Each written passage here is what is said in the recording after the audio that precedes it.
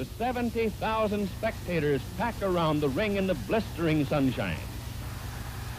The championship belt of gold and silk is paraded for all to see, symbol of every heavyweight king from John L. to Willard himself. Gloves have been brought out now and fitted to their big-boned hands. The referee, Ollie Picord, calls Willard and Dempsey from their corners for instruction. Now you can see what a difference there is in their size.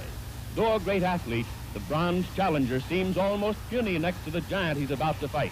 They listen quietly, almost without interest, to a story they know by heart. Sweat beading shoulders and forehead. The crowd waits tensely. Who'll win? Willard with his fine jab and smashing uppercut, or Dempsey with his speed and the best left hook of all time? Round one coming up. The timekeeper jerks his bell cord. Somehow it jams, and Willard doesn't hear the faint sound over the excited yelling. He pauses, looks around, puzzled, doubtful. Say, what's going on around here anyhow? Where's the bell? There it is. So the big fight begins, and Big Jess moves easily into action. The mahogany-hued Dempsey circles, moving in and out with cat-footed quickness. The champion wants to keep Jack at long range with his poking left jab, but Dempsey won't let him do it. He's never still for an instant, bobbing and weaving around. It looks like a test of speed against power, and Willard has no chance to get set against Dempsey's speed. At such a pace, there's a lot of missing and a lot of clinching. It's bound to be that way, but it's only a warm-up so far. Each is trying to figure out the other's defense, to open him up, nail him with a punch. The challenger crowd keeps on crowding. The instant he's in the open, he moves back again. His left whips in tirelessly and often. The blows miss or graze Willard. Dempsey hasn't the range yet. Jess holds whenever he can, but that's Jack's meat. Nobody's strong enough to tie him up for long, and trying to hit him is like trying to hit a sunbeam that moves away. Dempsey's hands are in motion all the time. Willard tries to block with gloves and forearms and elbows, but he's compelled constantly to retreat. What else can he do against the endlessly moving little man? And when you're going away, you can't do much damage yourself. A champion is supposed to make the fight, but try as he will, it's far beyond Big Jess. But he hasn't been hurt yet. For all the charging, for all the blows, the tall pine has suffered no injury. He's clever, knows how to handle himself, and in spite of his great size, he moves around quickly and gracefully. No, the little man won't get him. They maneuver around the center of the ring. Now watch. There's that big left, and Willard's down.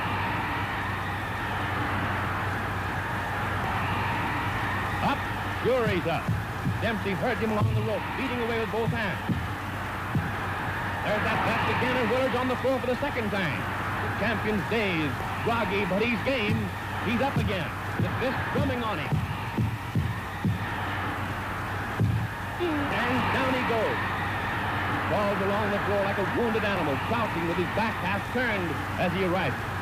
The mauler overwhelms him with a hysterical burst of fury that sends him to the floor for the fourth time.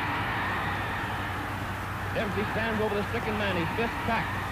The instant Willard's knees are off the floor, Jack at him again. Jess is wide open. He has absolutely no defense. And he hits the deck again. Courage, just plain courage, instinct, whatever it is, flings him blind and staggering up to his feet.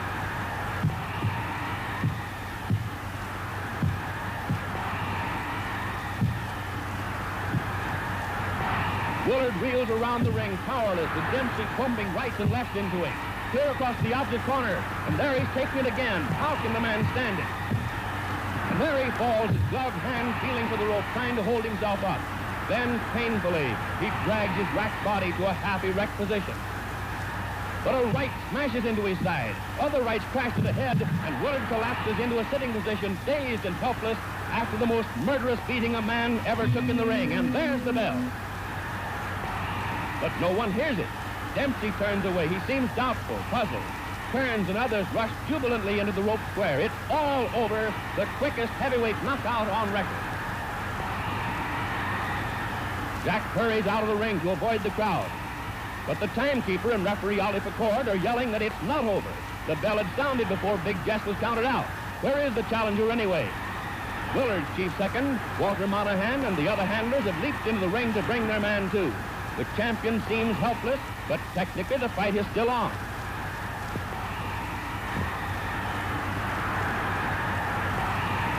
Doc turns, rushes to the rope. Jack, hey, Dempsey, come back, come back. Round 2, and the bell sounds again.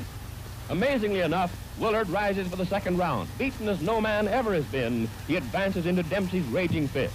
He jabs as though any jab could keep that tiger away from him. With all his wearied, broken body, Jess does his best to keep going. Why? It's no use, he hasn't a chance, but there's the tradition of all champions behind him. He has to fight even when he has nothing left to fight with. Jess may not have been a great champion, but no braver man ever laced on a pair of gloves. If he quit under punishment, no one would blame him. It's courage, nothing but magnificent courage that's holding him on his feet. No matter what he does, he can't get away from that tiger who's stalking him.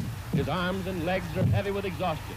Salt sweat burns the gashes Dempsey's fists have opened.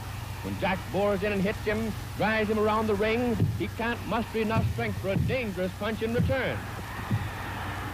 The seconds and minutes are ticking by faster and faster. There isn't much time left in the round. If he's to get his KO before the bell rings, he'll have to do it in a hurry.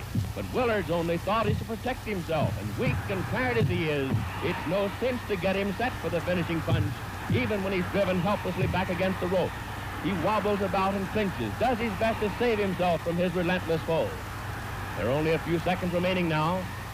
No chance for a finishing blow. It's too late. Mauler spins the champion around out there in the center of the ring. But there's the bell, and referee Picard sends his men to the corner. Back in just a moment. Round 3, and at the start of the third, there's no easing up in Dempsey's attack. His left hook still thunders. In the clinches, Willard is no longer strong enough to make even a pretense of blocking the uppercuts that shake and hurt him. Still, the clinches are the only sanctuary left him. Out in mid-ring, he's helpless. He's lost all coordination between brain and hand. His efforts are pitiful. He was big and good-looking and smiling when he came into the ring. Now he's a lurching, tottering wreck of a man. Dempsey beats at him, in the body, shifting his attack for a moment from that pitiful face. A new champion's being born here, born in the torrid heat among the yells of 70,000 spectators, born in blood and effort and pain. It's bad for Willard, taking the hammer blows of the ring's greatest puncher, but it's no picnic for the man who's winning either. His lungs strain, his heart beats in his throat, his arms are like lead, but still he carries on that deadly attack. He pours leather at the giant who should have gone down long ago, who would have gone down, but for the heart of a lion and the endurance of a buffalo.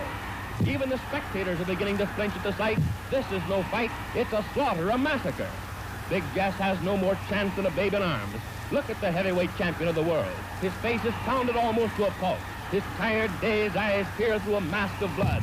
It's dripped down over his body, stained his trunk, spotted his legs. Even Dempsey's smeared with the sanguinary fluid. Each time the Mauler goes into the clinch, he gets more of it. Why doesn't the referee stop it? Why? But Ollie Picard comes from the old school. There's only one way for a champion to finish, they say, and that's on his back.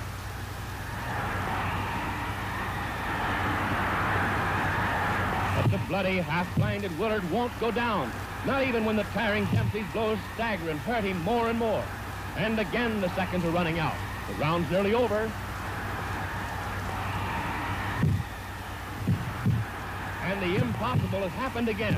Big Jess has lasted through this another murderous round with this roaring Dempsey.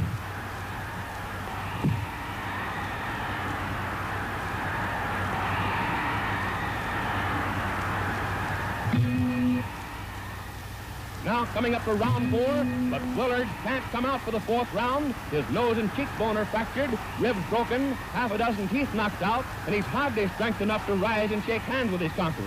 In this most unusual of fights, an idol has been born. Dempsey the Mauler. Unusual, every second of it. The bell failed to sound clearly at the start. The champion was knocked down 7 times in the first round. The challenger left the ring and had to be called back.